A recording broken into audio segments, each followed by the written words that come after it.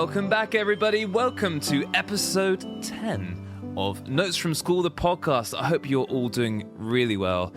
I am back after a long day at school. It has been an exam day today. So, well, as I'm recording this, obviously we are in the assembly hall, but in the real world, I've just got back from a day of lessons and exams. A lot of my pupils have had their singing exams, and it was great to see their reactions to it. I mean, some people find exam taking really quite hard, but it was quite like a wholesome moment where some of the girls are waiting for their exam in the corridor, and one of them came out and said, "How did it go?" And she said, "Yeah, it was good." And they high-fived each other, which is a very wholesome scene. Sometimes it is just tears. One girl, not one of my pupils, but one girl did take about 10-15 minutes to get out of the practice room and into the exam room. So it's a tough time, you know, especially when you're younger and you've got a scary new person in the school that you don't know, and you're about to do an exam and you haven't practiced your scales. But there we go. And yeah, and had a full day of school yesterday, but also at the weekend I was on the Isle of Man. Anyway, we'll get into all of this in a bit, but I just want to say a huge welcome back to the Assembly Hall right now for this podcast. Did you enjoy the last couple of podcasts? We haven't had a proper catch-up in a while because last week I was chatting with Graham Kendrick. If you haven't listened to that episode yet, then what are you doing? You need to go and catch up. You've missed one out, and it's such a great episode. So we do nearly an hour-long conversation about Shine, Jesus, Shine, about his songwriting, about everything in between. And at the end of the episode, we sing together Shine, Jesus, Shine, live on the stage at Tunbridge Wells. So that was episode 9. The week before, I had a really great chat with an operatic soprano, Illyri Gwilym, who is from South Wales, and we talked about opera. And if you've listened to the episode, then you're probably getting very bored right now. But if you haven't, then go back and listen to that one. Go back and listen to the Graham Kendrick one.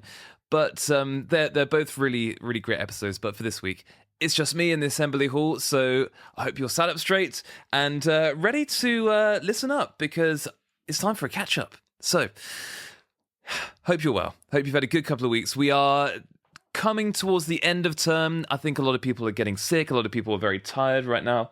And you can kind of see it on people's faces. Say, "Hello, how's it going?"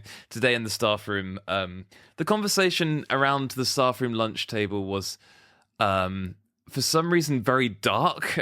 People were talking about, some guy was reminiscing on bombings and stuff. It was very weird. And I was just sat there thinking, do you know what? I'm not in the right headspace for this. But anyway, we won't get into that. But I hope if you are a teacher or if you work in a school, I hope your staff room chats are a little bit lighter than that. I think we were just at this point of term now when everyone's waiting for Easter.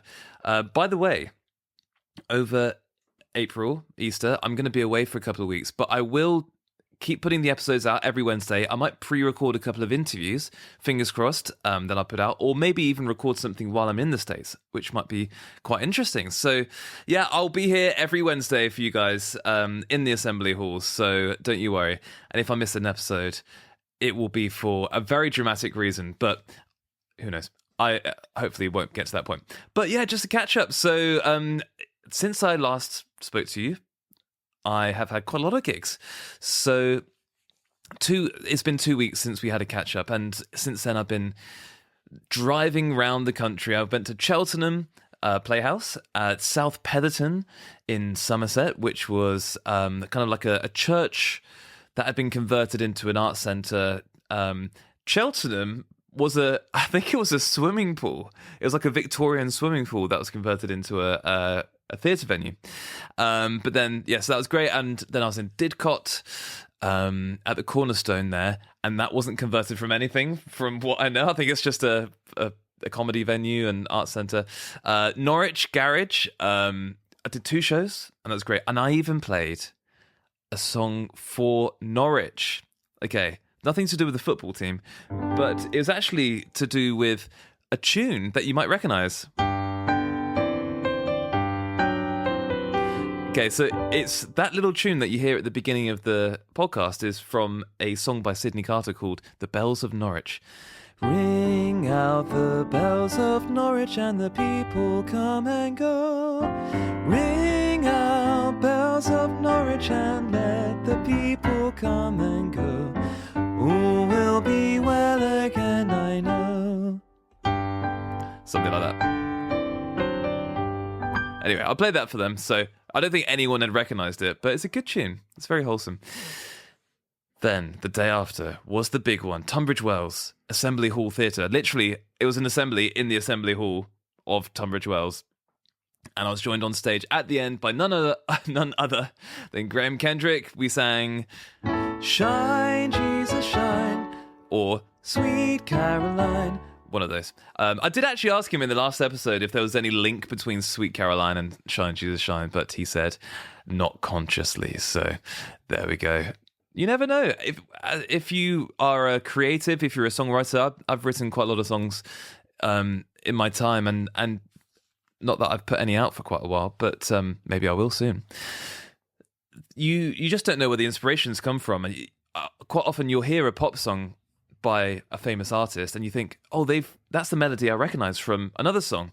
And quite often, I think the same things happen with Ed Sheeran, where he's been taken to court for allegedly stealing ideas from other songwriters. But at the end of the day, quite often you won't know where that tune came from. And even today I was listening to a song which is kind of a random rock song from the 90s, and it was from like the year 1990, and the melody was exactly the same as Basket Case by Green Day. Da, da, da, da, da, da, da, da, da, da. So I think, again, there's probably some kind of influence there, but you know, I think unless you're actively sampling a song, then you know, I think sometimes these things are just, you know, references. But been busy, and this week's even busier because I'm heading up north. So I've been doing quite a lot of gigs in the south in the past couple of months. I'm heading up to Yorkshire, going to Selby and Otley, and then up to Gateshead at the Glass House, which is, if you don't know this building, it's an incredible kind of modernist building sat on the Tyne, and you'll probably see it as you're getting the train into Newcastle, or if you're going through Newcastle on the train, you'll see it. And I am in the second room there, and I think it's sold out. There might be a few standing seats actually available if you want to get in the mosh pit for that one. But that's going to be an interesting gig because I think it's on the same day. I think it's on Saturday, on the same day that there's a Newcastle United parade going through the town. But, you know, we'll see what happens. I mean, it is in Gateshead, so hopefully it's not too bad. And then on Sunday, I've got an interesting couple of shows in the morning. By the way, I'm not going to get any sleep because the clocks are changing. And I'm finishing the gig quite late in Gateshead. And then I'm going to Sheffield the next morning. So yeah, not too much sleep being had. So yeah, quite tiring. Sheffield, I am doing a couple of shows in the morning for parents and their young kids. So kids under the age of 5 or 6, I think it is. So that'll be interesting to see how that goes. Those are kind of 45-minute shows because I think even that might be quite long for young kids. So I'll be playing the bangers through the crying. Hopefully they won't be crying too much. Hopefully the parents won't be crying from their, you know, emotional memories of school. So I'm sure it'll be fun.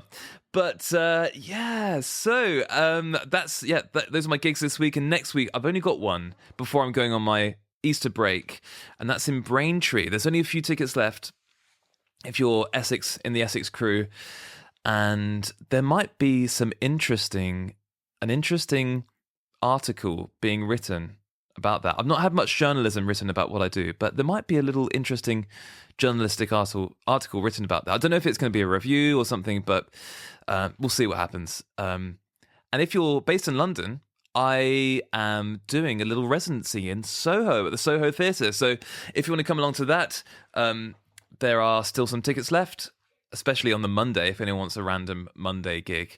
I know it's not ideal. There's a post-Easter holidays Monday night London gig, but it could be fun. You never know. It could be rowdy. We'll see what happens. But there we go. It's a little bit of a catch up. Got lots of gigs and lots of festivals coming through. By the way, a little bit of news. I have just signed to an agency called Coalition. And when I say signed to, I haven't literally signed anything, but they will basically offer me gigs at festivals and things. Then I'll say yes or no. But they look after people like Fatboy Slim, Craig Charles, Greg James, lots of DJs. And so naturally, as a piano playing, slightly comedic, slightly storyteller kind of show, that's the great fit with all these DJs. You never know. People obviously kick off in the same way.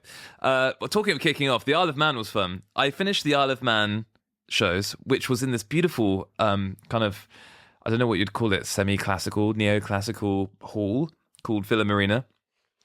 And there are lots of people there and lots of people dressed up in school uniform. I appreciated that. And I thought I'd do something special at the end of the show, which was I did a Manx medley. And if you've never been to the Isle of Man, first of all, the Bee Gees were from the Isle of Man. So I started off with, I see your rise in the morning sun. I feel you touch me in the pouring rain.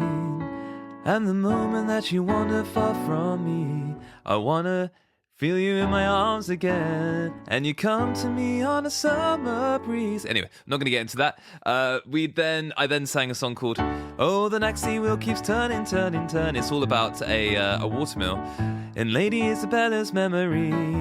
For all the listeners from the Isle of Man that are listening, I hope you're singing along. And then there's another one which I actually knew different words to. Has anybody here seen Kelly?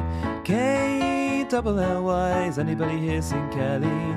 Kelly from the Isle of Man. I thought it was Kelly from the Emerald Isle, but apparently it's Kelly from the Isle of Man. That was my little Manx medley for them, and the whole room just kind of kicked off and people were going nuts. But it's fun, and I was on the Isle of Man last year, but I also didn't realise it's not part of the UK until last year. It's a Commonwealth. It's like the Jersey and Guernsey. This is an assembly. It's an educational show. The Isle of Man is not in the UK, but it's in between. So yeah, that was great fun. But they still sang all the assembly songs. It was a lot of fun, and it looks like I'm gearing up to go back next year at some point. I feel like this is an Isle of Man radio show now. But so I have this week put a shout out for questions on my Instagram story and on Facebook. And I had quite a lot of replies to this, by the way. So some of the replies were actually sent by email to the email address, which is notesfromschoolpodcast.com. No, it's not. notesfromschoolpodcast@gmail.com. And okay, I'm going to read you some of these emails that came through. So from Emma, my song request is Who's the King of the Jungle? I used to attend Sunday school when I was younger, and this was one of the songs that we used to sing regularly. Okay, now, this is not a song that I am aware of. Let me know if you know this song. It must be a newer song. Who's the King of the Jungle? Who's the King of the Jungle? Who's the King of the Sea? Wiggle, wiggle, wiggle. Who's the King of the Jungle? Who's the King of me? Let me tell you. It's something like that. It's a new one. I don't really know it, but if you do, let me know. Maybe it's one that wasn't as popular in the UK. Who knows? When I looked it up, it was like an Australian song, I think. So maybe I'll learn that. Okay, next email is from Luke. So hello, it's me, Luke, the dude from That's All You Twice in Norwich. Oh yeah, shout out to Luke. He saw me at both the matinee and the evening show. Correction for you. This is fun, but I haven't had a correction section. Correction section. I'm sure you sang the Rainbow song the wrong way round. I always knew the lyric as orange and purple and blue, but you sang purple first. Could we get a lyric check? Yes, I did actually look this up, and unfortunately, I think someone taught it to you wrong. It is purple first, not orange. That's the original. Yeah. Please, someone else feel free to write in and correct me if that is wrong. The next question was, from Luke, said, what do you think it is about the old school assembly songs that even people who don't consider themselves religious can enjoy them? I personally like having a space to sing them without any expectation of belief. Okay, that's a really interesting question, actually. And that is something that I kind of talked to Graham Kendrick about a bit last week. So we talked about the idea of the last question I had to him was actually about loving these tunes, but not necessarily feeling like you want to go to church. And he actually suggested a few ways of if you did want to get back into church, how you could do it kind of gently by going online and things like that. But yeah, I'm glad that people do come along to it if you don't, maybe if you want to have a space to enjoy these tunes, but you want to have it without any expectation of having a faith or having a belief. So you put it really well, Luke, when you've asked this question. What do you think it is about these? It's mostly nostalgia, isn't it? The nostalgia of singing the tunes at school or when you were younger, but also the positive memories that you have interlinked with the positive memories, the positive feelings that you have linked with those memories. They're very upbeat songs. They're very kind of catchy. They're quite wholesome.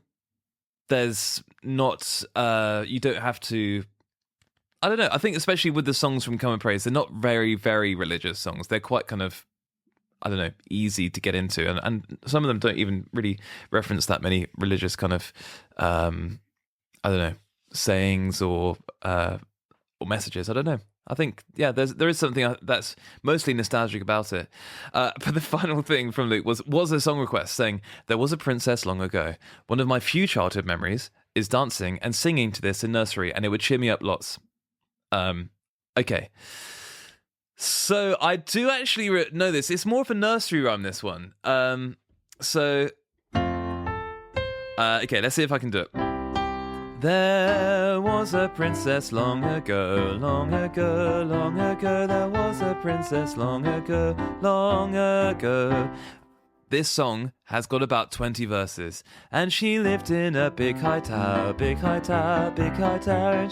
Okay, one day a fairy waved her wand, etc. The princess slept for 100 years. A great big forest grew around. A gallant prince came riding by. By the way, these are all the verses. I'm not just reading you a story. He took his sword and cut it down. He took her hand to wake her up. Oh, this brackets. Oh, the smoothie kiss. The happy pair were married then. So everybody danced and danced. So everybody's happy now. So everybody's happy now. It feels a little bit like It's a Small World After All from the Disney parks. The sort of tune that repeats over and over again until everybody listening to it, apart from the young children, have completely lost their minds to the point they're having a mental breakdown. But that's nothing. That's not to disrespect your positive memories of it. That's great. That's good. I'm glad you got some good memories of it. We do have one other song request that came through the emails from Izzy, who said, "Do you remember? At 3:30, we go home for tea, the song. This was one of my absolute faves and used to sing it to my daughter growing up." Yes, I do remember that one, Izzy. And it just so happens I've got it in this little songbook, which is called Someone Singing Lord, named after Someone Singing Lord Kumbaya. I've got a little song book for the schools, which has just got the lyrics, but I've also got the music book as well. And in the songbook, they've got a lot of nice little illustrations. And this one is, going home to tea. So let's try it. So for Izzy, we're going to sing At 3:30, we go home to tea. This is my obscure song request for the day. It goes, at 3:30, we go home to tea, or maybe at 4:45. And 10 pairs of feet go running down the street and in at their own front door. And it's rough and tumble, rattle and noise, mothers and fathers, girls and boys, baby in the carry cot, cat by the stove, a little bit of quarrelling, a lot of love. There we go, that's at 3:30, we go home for tea. I'm glad that the cat wasn't in the stove. That would have been cat by the stove, not in the stove, just to make sure. Let me know if you remember that one. It's a good tune. It's a good tune. We're now getting on to a big part of the episode, which is question and answers. I know we've already had quite a few questions, but I'll do some questions, and it's going to link in to the theme for this episode, which is you'll find out in a second. You probably already guessed by the title of this podcast. Okay, but Q&A. First one's first. From EST7789, we've got the numbers, we've got the initials, the hymn, All Things Bright and Beautiful. Do you have to sing the chorus after each verse? Wow. That's an interesting question, and then that's a question that made me rethink. It made me kind of think, am I doing it wrong? But yeah, it's a chorus hymn. So you sing the verse, and then you sing the hymn, and you sing the hymn after each verse. And not every hymn you have choruses, by the way. Not every hymn. Every hymn has verses, but not every hymn has a chorus. But this one does. This one does. And if you want to know more about All Things Bright and Beautiful, episode 7 of Notes from School podcast is the one to listen to. Beautiful all creatures, great and small. There we go. Baker Cake 26 has said, "Hi, my daughter's Easter service is coming up, and she's singing Magic Penny. Nice. Not really an Easter song, but it's a great song. What's the best Easter banger?" asked Baker Cake 26.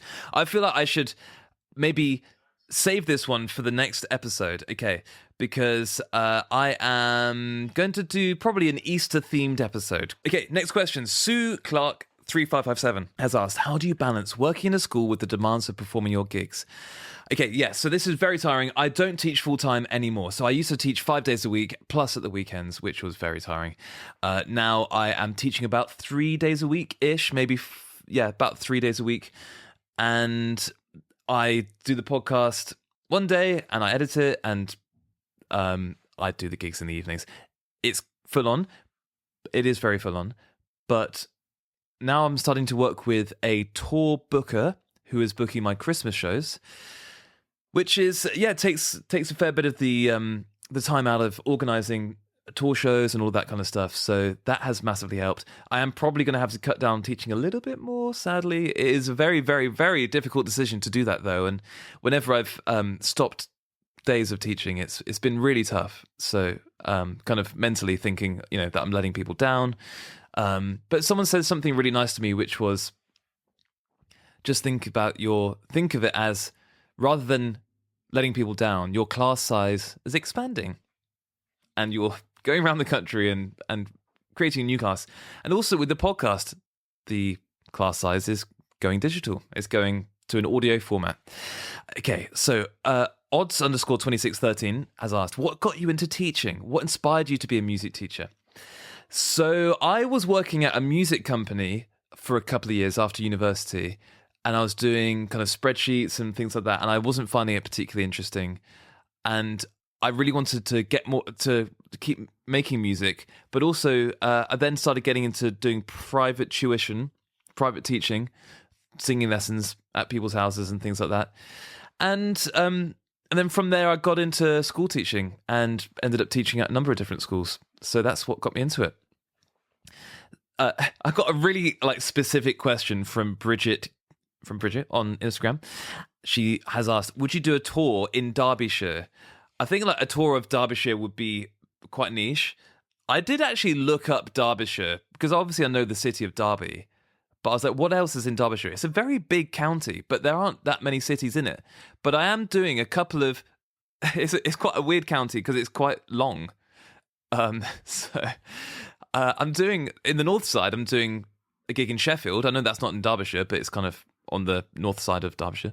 For Christmas at the City Hall on the 6th of November. And if you live in Derby, then I'm doing a gig in Nottingham at the Theatre Royal on the 2nd of November, which is the first day of my Christmas tour. I am slightly nervous about doing a Christmas show on the 2nd of November because you haven't even got to Bonfire Night yet. So we just got to get into it. We've got to get into it. We have technically got past Halloween, so I think after you get past Halloween, the shops all change and they get rid of the Halloween decorations, and then you're in Christmas mode. So we've just got to get into Christmas in our minds, like you might get into the assembly hall in your mind when you're listening to this podcast. So I think, ironically, there's going to be more Christmas gigs in November than there are in December. But there we go. That's just how it works sometimes. I'm actually going to go straight onto a couple of questions from Facebook, because I don't want this to be an hour-long episode. Just questions. But Jane from Facebook said, do you work in a primary or secondary school?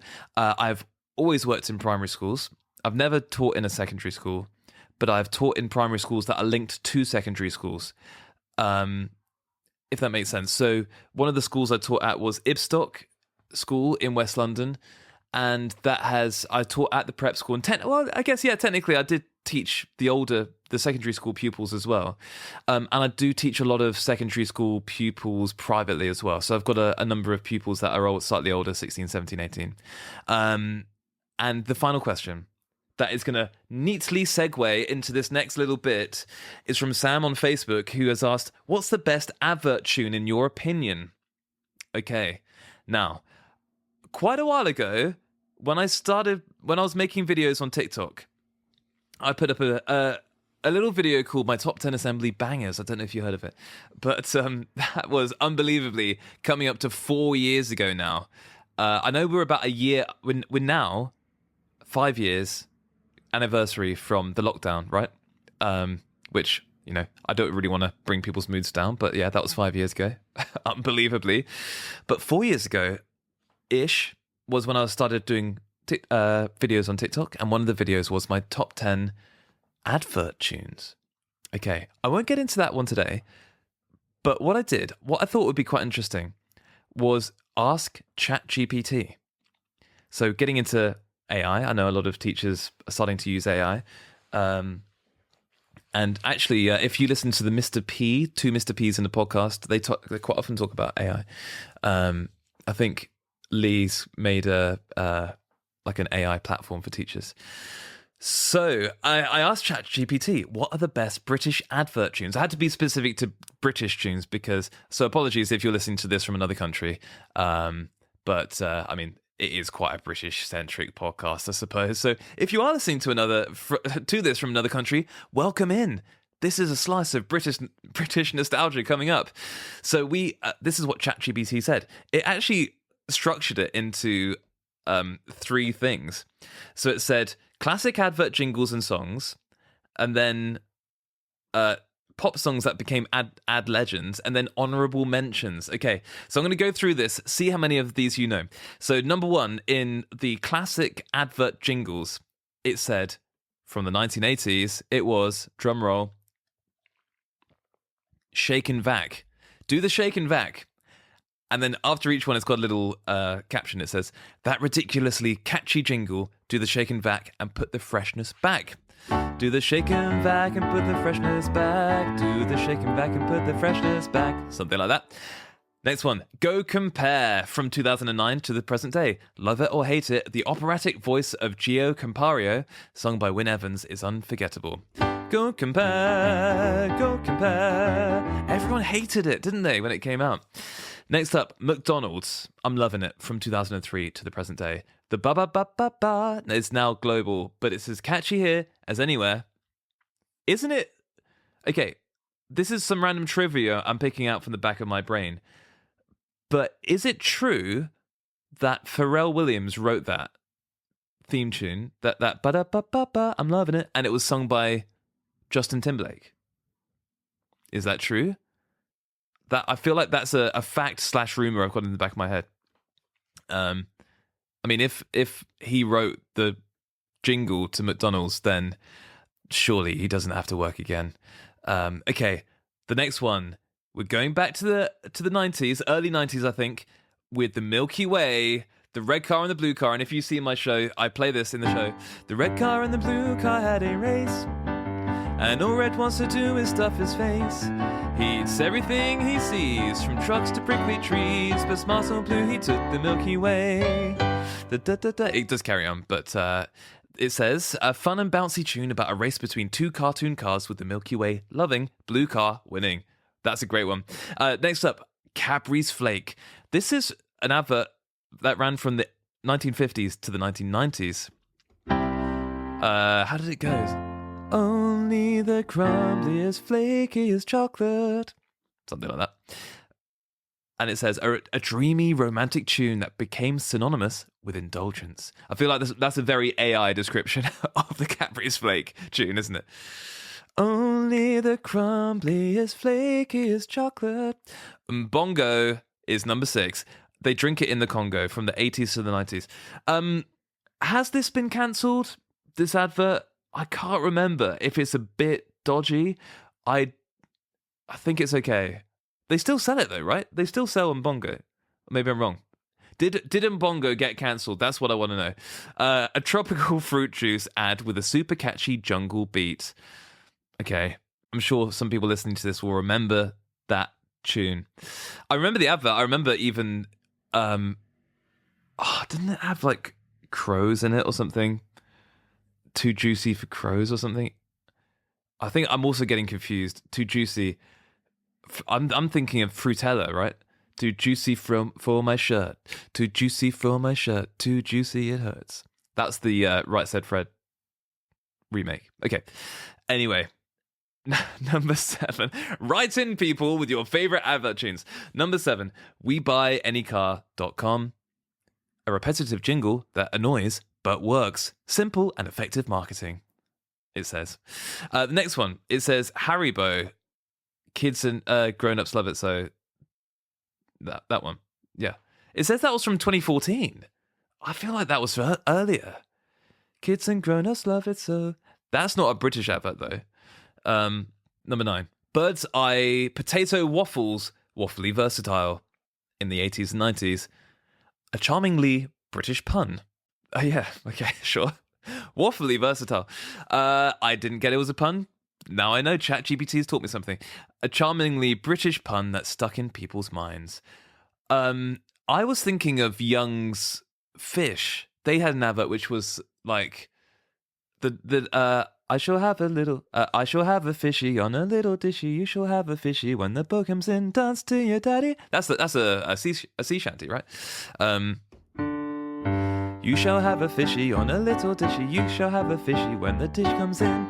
And at number 10, they had Frosties. They're great from the 1950s to present. Tony the Tiger's legendary catchphrase, sometimes set to a jingle. Now, this has just reminded me of the other day. There was some meme account on Instagram posted a compilation of adverts from like the 90s and 2000s, and they had like golden nuggets. And one of them was the Frosties advert, but it was from about 2004, I think. They're gonna taste great. They're gonna taste great. They're gonna taste great. And everyone hated it so much that it got to the point where I swear there was a whole kind of whispered rumor throughout the UK of that kid from the Frosties advert who everyone said that he died because he got bullied so much. I swear, I'm not just making this up. Okay, you've got to write in and let me know if you heard a rumor. If you went to school, if you were at school in the early 2000s, you've got to let me know if you heard a rumor about the Frosties kid. Because there were all sorts of rumors about how he died, like I don't want to get into it. It's getting very dark. It's giving end of term staff room bombing chat. It's not great. It's not great. We won't get into all the rumors, but it was very funny. Okay, so those are what ChatGPT said were the top 10 advert tunes in the UK. I don't necessarily agree. There were a few. So the next section it said was pop songs that became ad legends. So we got Cadbury's Gorilla, In the Air Tonight, Phil Collins. Legendary drum solo paired with a drumming gorilla, ? Instant classic, says ChatGPT. So, I can feel it coming in the air tonight. The next one I don't recognise, Levi's Inside by Stiltskin, a grungy anthem that shot to number 1 thanks to Levi's jeans ad in 1994. Don't remember it, too young, unfortunately. I also feel like that might have been bigger in the States, maybe I'm wrong. Heartbeats from the Sony Bravia, yes. The famous bouncing bouncing balls advert in San Francisco with a beautifully delicate acoustic tune. That was that was a great advert, to be fair. I think if you're going to do like a top 10 actual adverts, that is a really good one. And Heartbeats, if you don't know it, by Jose Gonzalez, was a really good tune. It was a cover of like an electro song. It wasn't by Robin, was it? Heartbeats. Okay. Was it by Robin? I don't know. The next one was that they put in here was also it was British Airways, The Flower Duet.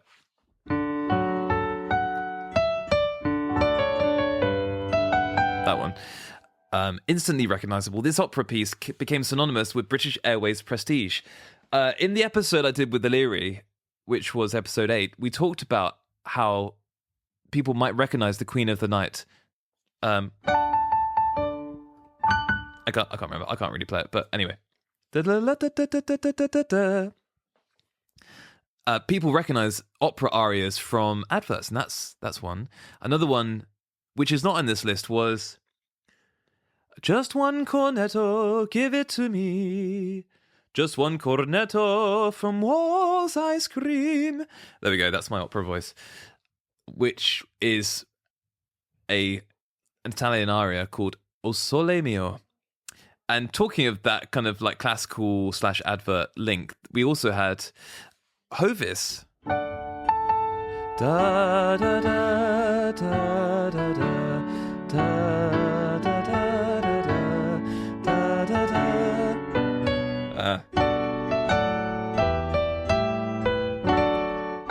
Again, something like that.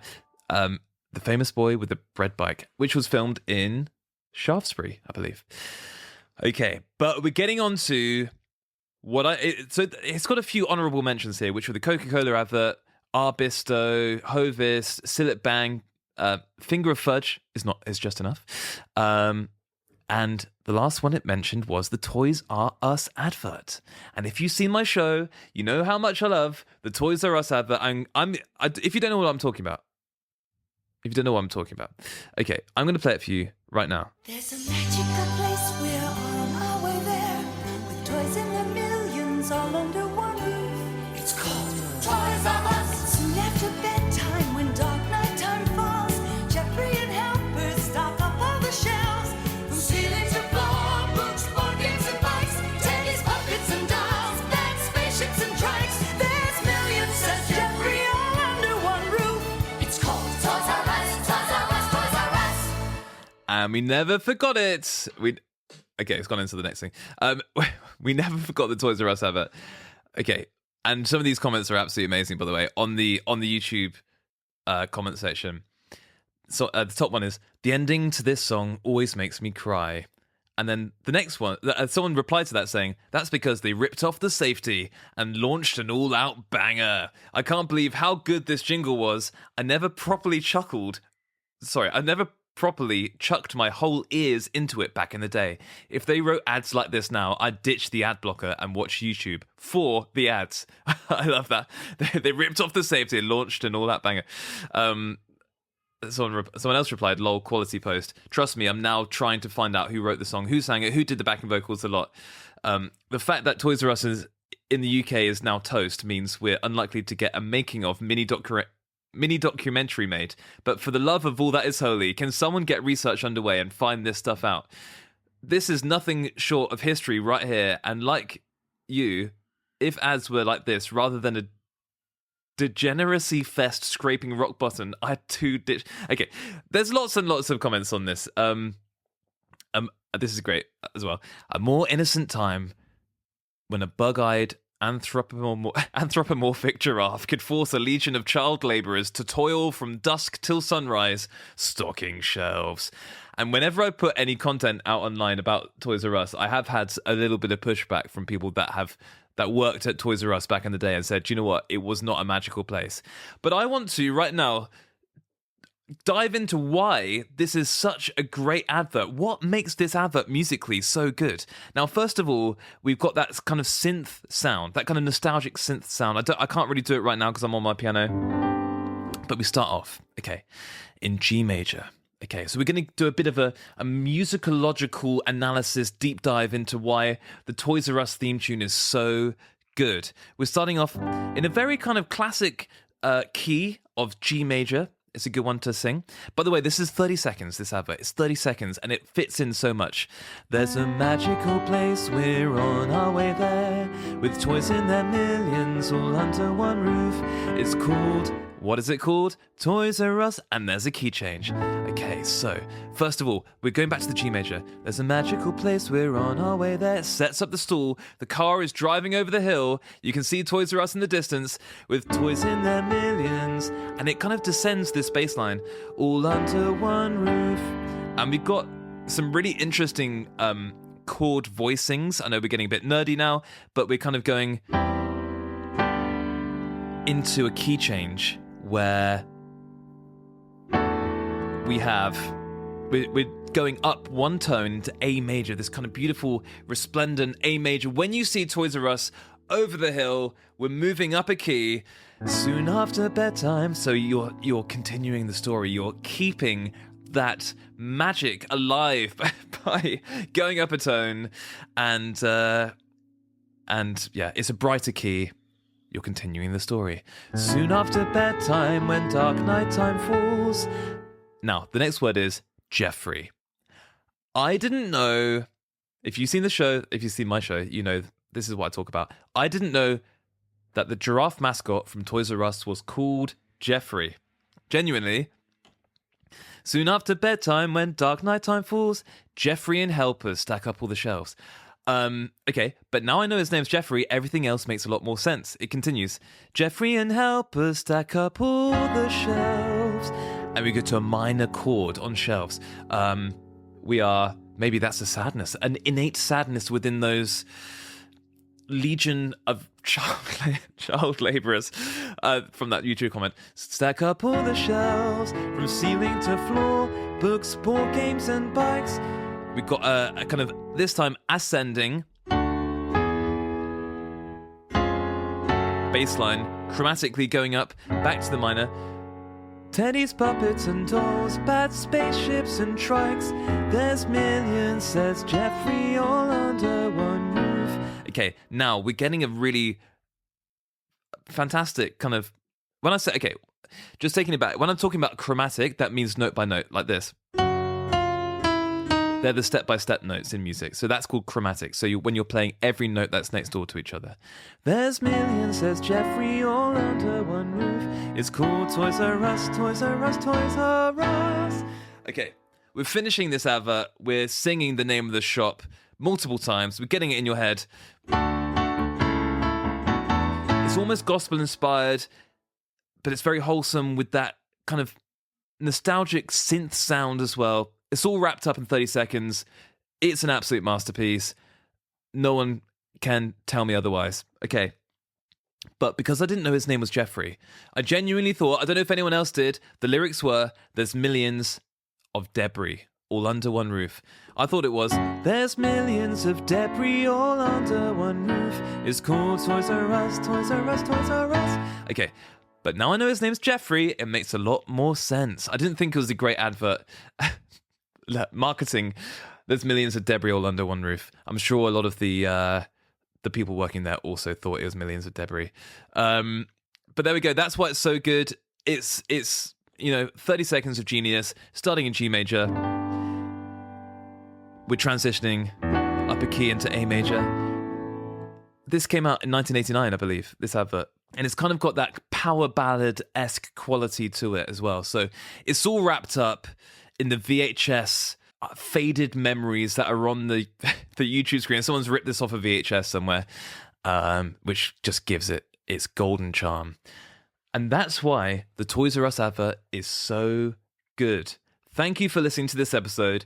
That's the end of the episode. Normally I finish with a sing-along, but that's the sing-along. Let's just sing the whole thing. There's a magical place, we're on our way there, with toys in their millions all under one roof. It's called Toys R Us, soon after bedtime, when dark nighttime falls. Jeffrey and helpers stack up all the shelves, from ceiling to floor, books, board games and bikes, Teddy's puppets and dolls, bad spaceships and trikes. There's millions, says Jeffrey, all under one roof.